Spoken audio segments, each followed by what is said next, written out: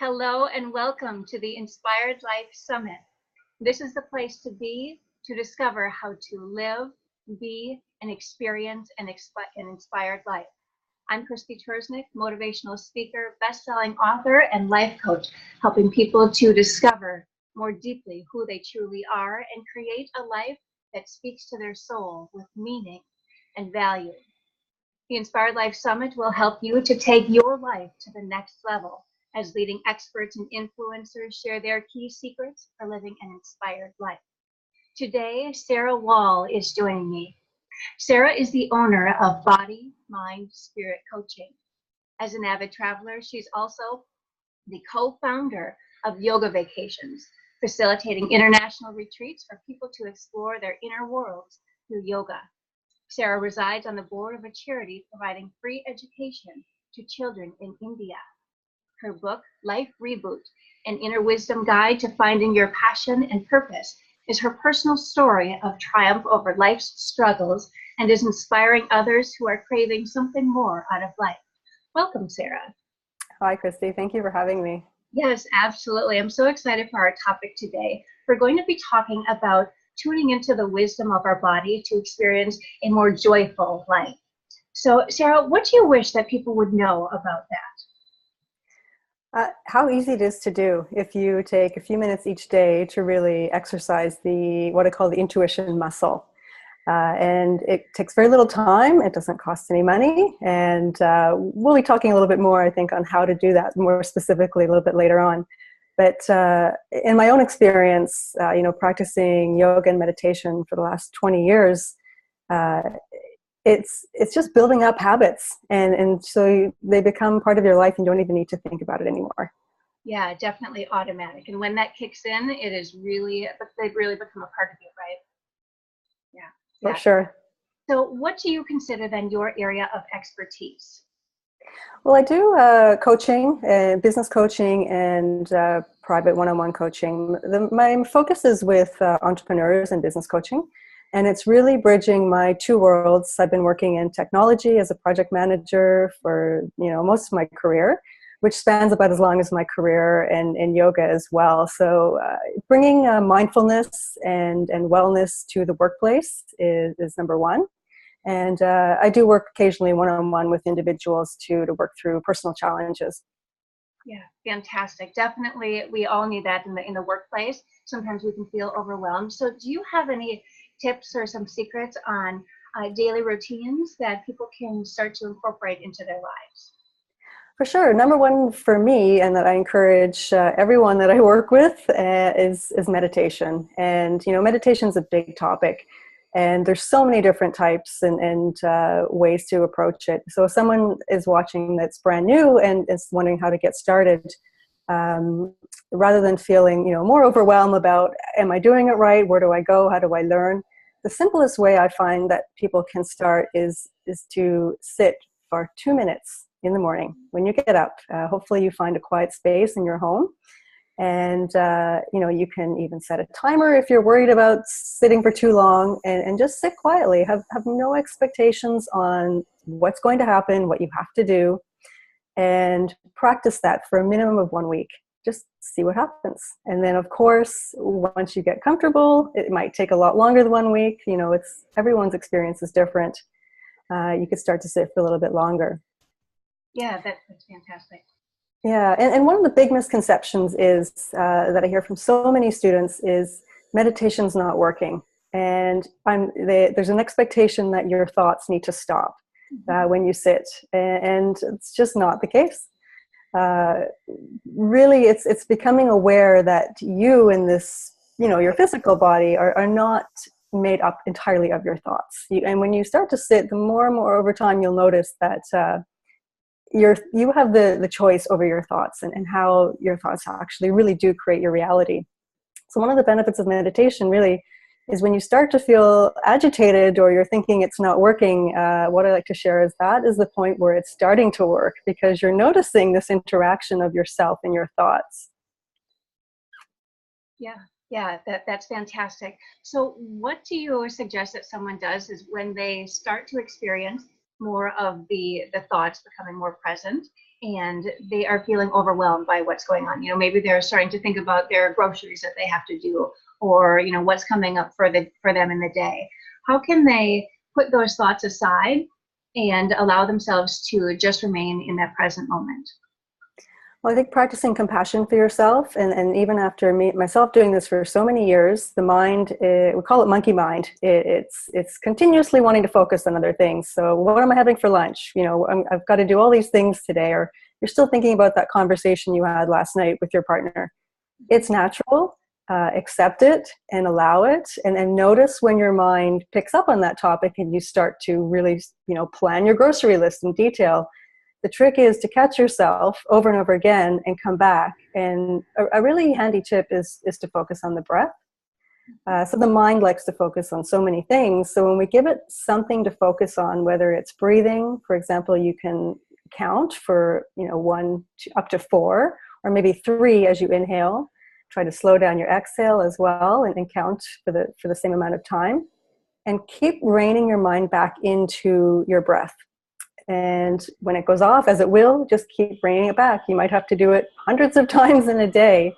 And don't let that discourage you. That's all part of the process. And you may find after doing this for a little while that you can more easily bring yourself back. Instead of going off on that tangent for 10 or 15 seconds, you might catch yourself after 2 seconds. Come back to the breath. Keep coming back.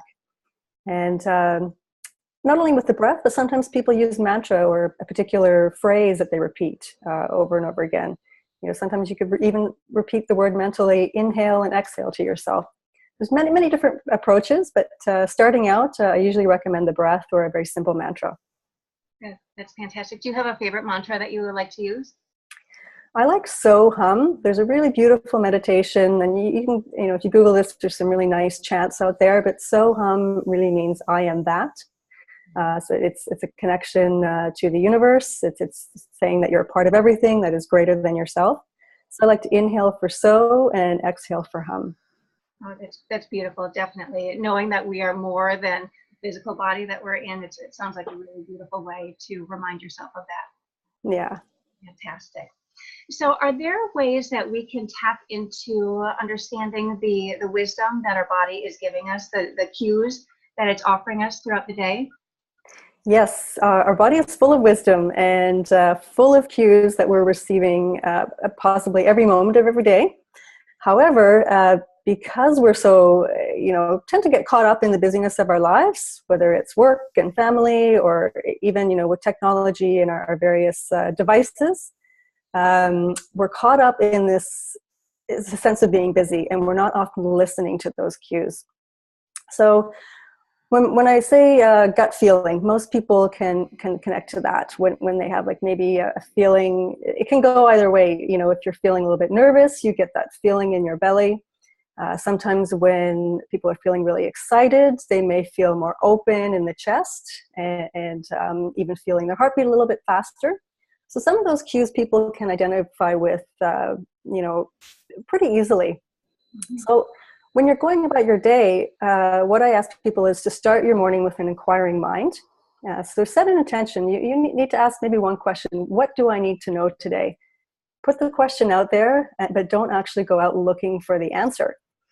And it's a practice you can do with yourself, or you can do with a friend and share at the end of the day what you've noticed.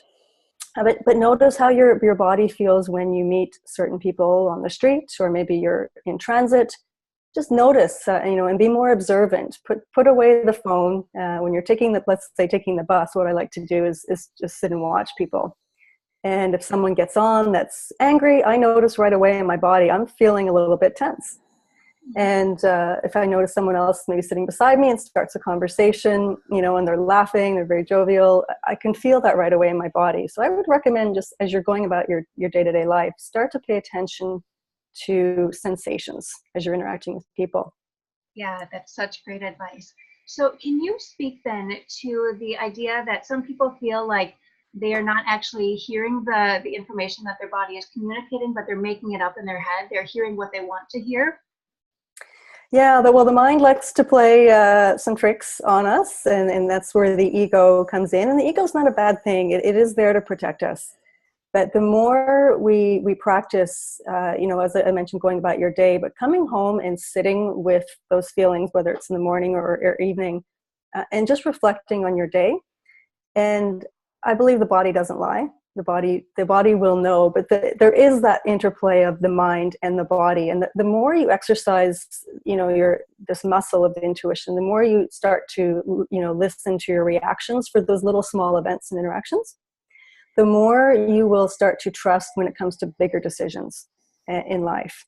And if the mind is fighting really hard to come up with an answer and you're feeling confused and you're not able to make a decision, that's the time when you need to just step back and let it go and take your mind off to something else. And what I tend to do in that situation myself is as a writer, I like free writing. So I turn to my journal, and either I completely go away from the topic if I have the luxury of not having to make a decision right then and there, and I'll go and free write and just do a brain dump of whatever it is that I need to get off my mind, let it go flow onto the pages, and then usually the answer comes out in the pages, or it'll come out shortly after, or maybe sometime during my day I'll just see something that triggers a particular response. I'm like, oh yeah, I make that connection. And have you noticed, is there a physiological release that comes from that understanding, that wisdom that you had just gained? Yes, usually my signal is goosebumps. And when I have those moments, some people call it deja vu, or like a synchronistic moment experience, I get goosebumps. And to me, that just, and it's not that I'm feeling cold. I could be in a very warm environment, but it's my body telling me you're in the right place at the right time and you're on the right track. Yeah. Something that's telling me I'm off track is, again, those signals. Maybe you could associate it with that nervous feeling, or something just doesn't feel right. And I really encourage people to if something doesn't feel right, to trust that sensation in your body. Yeah, so important to really honor that information that's coming from within, that deepest part that tends to know more about our environment and what's going on, that's energetically connected. Now, is it possible for emotions to be stuck within our body in various different places, where like a feeling or an emotion will kind of live in like our stomach or in an area within our body? Most definitely, and I believe emotions can be stored in the cellular level. I've done a lot of work with women who have experienced trauma and abuse, and in teaching yoga to that type of population, it can be very overwhelming. So that there's all kinds of degrees of trauma. And sometimes just sitting still for a couple of minutes could be very traumatizing, because it brings back a lot of memories. And a lot of those are, I believe, stored in the body. And there are ways to release it. Even something like that's one extreme is experience serious trauma. But maybe you had an argument with your partner the night before, and you wake up, you're still feeling it. It could manifest as any number of symptoms. I know myself, when I get feeling like I'm taking on too much work, my shoulders get really tight, and I can actually just feel that in my muscles. Mm-hmm. So besides, stretching and working it out physically, I also do, meditation, just to go into my body and visualize releasing that energy. So I like to go in, I do this with my clients, and it's something people can try on their own as well, is again, sitting in a quiet space and going into that area of your body where there is a physical sensation, and imagining, what does it look like? What color is it? What shape is it? What does it have to tell you? And it is possible to slowly release and just visualize whatever makes sense to you, whether that's maybe you're burning off that sensation, or you're evaporating it or offering it up into the universe. So it is possible to release those sensations on the energetic level as well. Yeah, that's wonderful. So what is your personal story? How did you get involved in this? Well, I was practicing yoga for about 10 years and it was about the same time I was about halfway into my career. And I'd reached a level where, when I finished school, I reached this level in my career that I planned to get to. And I got there, and I'm like, okay, now what? I was working so much and traveling, and I was away from family and friends a lot. And I was suffering from a lot of headaches. And I went to the doctor, and they said, it's stress. You've got too much on the go. You're traveling and working too much. Like 60, 70-hour weeks. It's not sustainable. And to cover that and to deal with it, I wasn't dealing with it very well because I was drinking a lot and, having a bottle of wine a night, not every night, but a few times a week, that really takes its toll on your body. And the doctor's answer at that time was, well, let's take some antidepressants because it'll help you sleep. I wasn't sleeping. My mind was racing. I took those for about a week, and it was making my sleep worse. I became a total insomniac, and I thought, I'm not taking any drugs. I'm done with this. And it was about the time where I was really questioning where I was in my career. And I made the decision at that time to leave everything behind, and I left to go to India for the yoga teacher training for the first time. And I really took that first year out. I really had the luxury to do that and to really dig deeper into myself and to take my practice to the next level. And that's when things really, really started to change. And I noticed that I was the one that was creating the stress. I had the choice to say no to all this work I was taking on. I had the choice to not, drink the wine and use that to cover up the feelings of anxiety and basically anger that I was having. And it was also getting over a verbally abusive relationship around the same time. So everything piled up, and I kind of got to that point where I said enough was enough. And that year away really turned my life around. And when I first left, I swore I was never going back to the corporate world. And I ended up traveling and working in the corporate world, but I really got to travel around the world and work remotely. Being in technology, it's a blessing. And I changed my perspective. So now I'm like practicing the meditation. I'm much sooner at recognizing when stress is creeping in, and I'm much better at saying no and setting boundaries. And as a result, I'm so much more balanced. I'm not relying on alcohol to solve my problems anymore. So really the meditation has changed my life immensely. That's fantastic. That's a beautiful story. Do you have any advice for someone who is in that exact situation where they are feeling overwhelmed and stressed out at work, but they are unable to make that exit or make that transition right in this moment? What can they do? Well, first would be to seek out help, whether you can talk to another colleague that you trust or a family member or friend outside of the work environment, and share what's going on, because there's no sense in shouldering all of that stress and keeping it to yourself. Yeah. And you will find you're not the only one struggling. There's always somebody else out there who is sharing some of your struggles. That's the beauty of being connected as humans. We share a lot of the same pains and struggles. So first of all, share it, and maybe work with that person to figure out, what is your plan? Do you need to exit? Can you exit? Or, and it's not about running away, or can you change your perspective? How can you go about solving some of the problems that you're seeing right now in your immediate environment and making life better for yourself? And I believe there are some shifts that a lot of it really comes down to examining beliefs. There's a whole other topic on this, a lot to pack in one interview. But, there's some simple things people can do to change their perception and change their beliefs. And I believe when you start looking at other people, there's a saying that when you change the way you look at things, they start to change. Mm-hmm. It is true. If you show up and you expect you're going to have a terrible day, the world's going to show you a terrible day. Yes, absolutely. So when you had said that quote, that reminded me of Wayne Dyer, he's been a very influential person in my own life. So do you have a person like that, or a particular book that has been transformative in your own life? Wayne Dyer, I'm glad you mentioned him. He's one of my big inspirations as well. And Neil Donald Walsh, Conversations with God.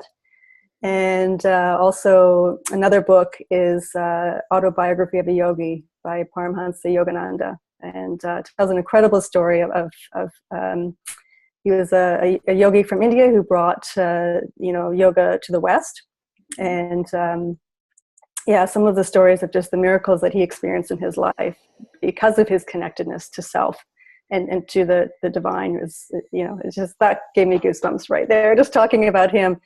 Very, very inspiring person. Yes, absolutely. Now, you have written your own book. What had motivated you to write a book?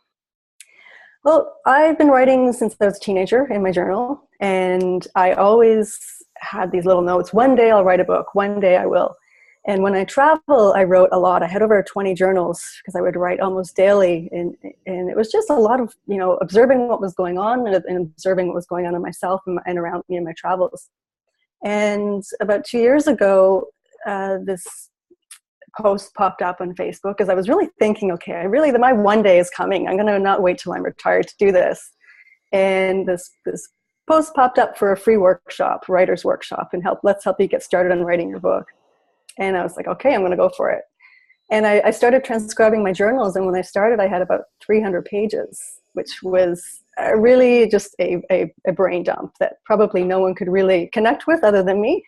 So I found an editor, and she really helped me structure it into not only sharing my personal story, but making it into a self-guided coaching manual so that my readers can come on that journey with me, and they can also do their own inquiry and self-reflection.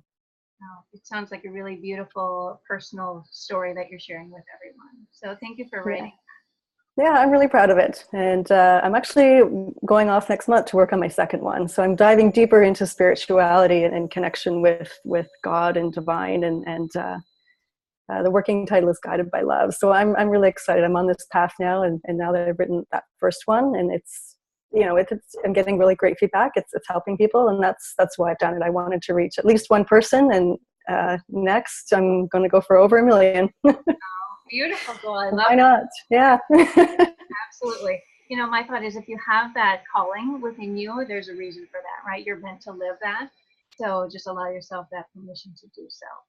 Yes. So my question would be to you is, knowing everything that you do, have you discovered, are there particular values that are more important or that you found strengthen the ability to live an inspired life? Yes, kindness for myself and others, and compassion and empathy. Really understanding not only yourself, but what others are going through. We're interacting with each other all the time, and if you see someone and you have an interaction that maybe isn't so positive, don't assume the worst. You never really know what is going on in that person's life, and you haven't walked in their shoes. So I find that approaching conversations and relationships with kindness and compassion really puts another perspective. It takes you out of just it being all about you, yes, and helps navigate conversations so that you have more understanding of the other person, and helps you to open up and be more inquiring rather than making assumptions. Oh, I love all of those things. They're so important and such beautiful ones to really help you not only feel better about yourself, but also to offer that same experience towards others. So if you were able to offer one piece of advice to people, what would that be? Slow down. Yeah, so important. Yeah. We're so caught up. And it just, I think working in technology and seeing the parallels in life as well, it just, I don't know if it's because I'm getting older, seems like it's going faster, but I feel like the world is moving a lot faster. We're so connected, and we expect things to happen instantly. And when we bring that energy into our body, I think it does cause stress physically. So really just slow down, disconnect, reconnect with the people that are in front of you, and take some time for yourself every day. Oh, that is such great advice. So thank you so much for sharing all of this information. Sarah, what is the best way for people to connect with you? They can find me on social media with the handle at Body, Mind, Spirit Coach, and also on my website. It's bodymindspiritcoach.com. There are dashes in between each word. It makes it a little more confusing, but if you Google me and my name, Sarah Wall, usually easily found. Okay, great. And we also have the links on the Inspired Life Summit webpage as well for people to check you out, as well as the gift that you are offering to our viewers. So thank you so much for that. So tuning into the wisdom of our body can truly help us to live a joyful and more inspired life. So thank you so much for joining us, and thank you for watching. I'm Krysti Turznik with the Inspired Life Summit. Talk to you soon.